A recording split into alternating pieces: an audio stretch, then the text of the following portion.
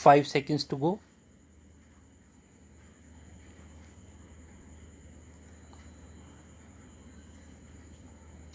Start.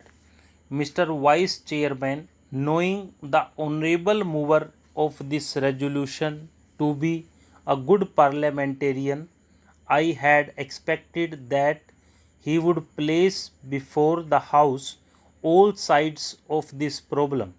I had expected that he would be no less interested in the efficiency and discipline of the administration, no less interested in the public welfare than in the interest of the civil services.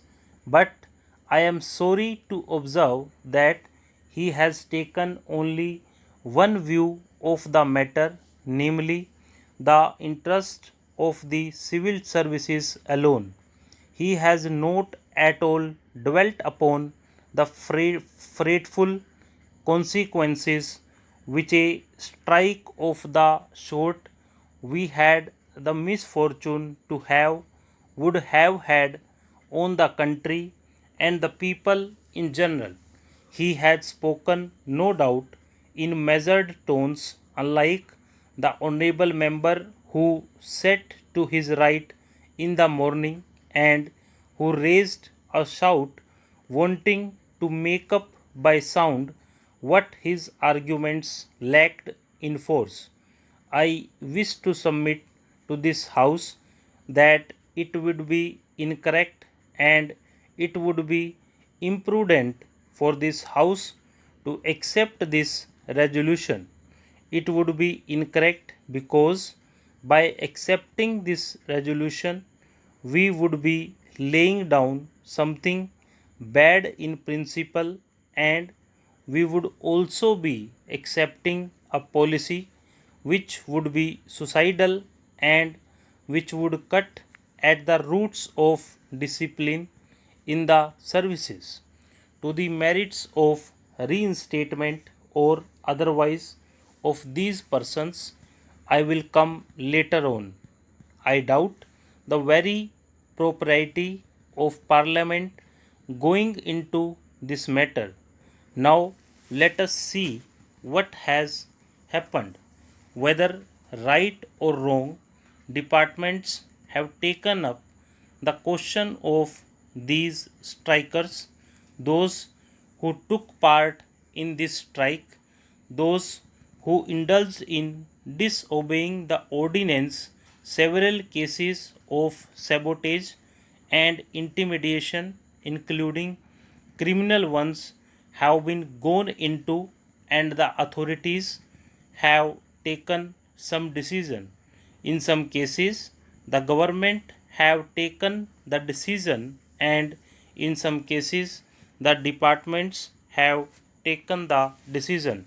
Now would it be right for Parliament to intervene, to interfere with these decisions?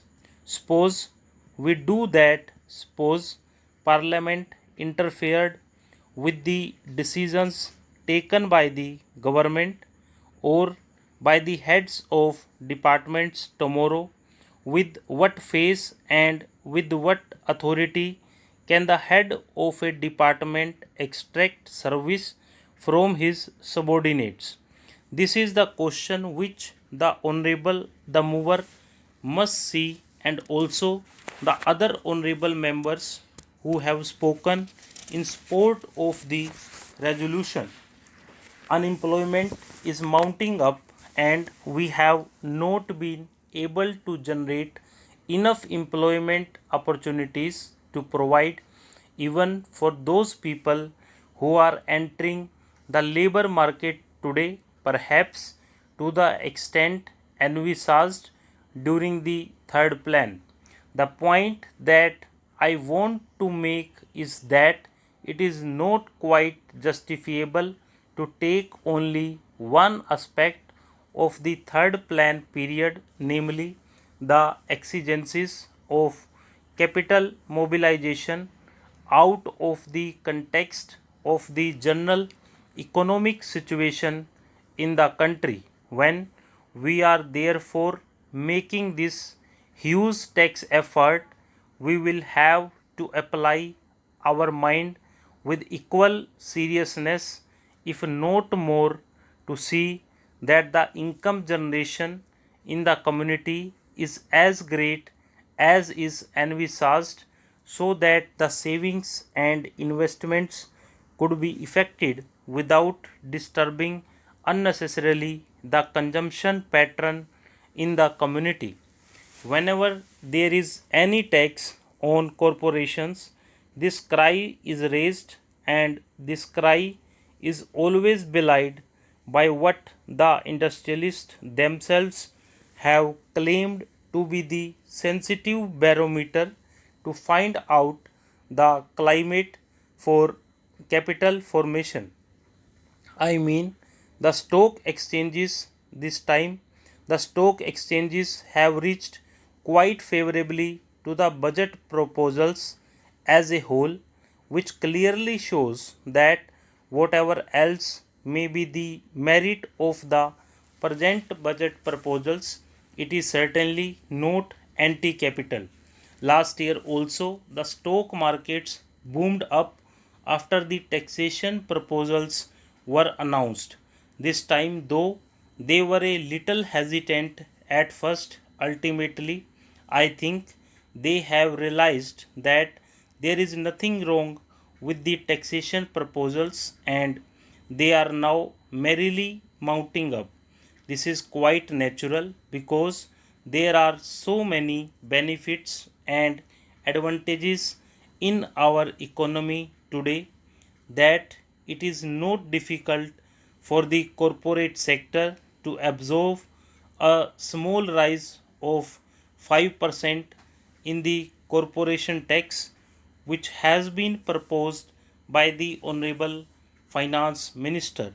The economy of the nation today is more or less a closed economy because, due to the lack of external finances, imports have been virtually prohibited.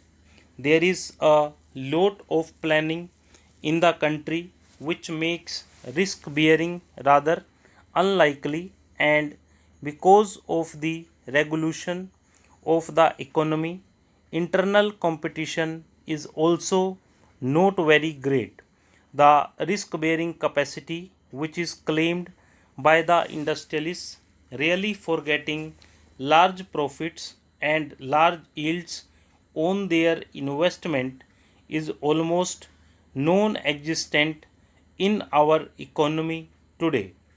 Our markets are expanding very fast, and the money generated is much more than the production of commodities, with the result that there are shortages is almost every commodity. It should not be difficult for the industrialists to absorb the small rise of 5% in the corporate tax. Stop.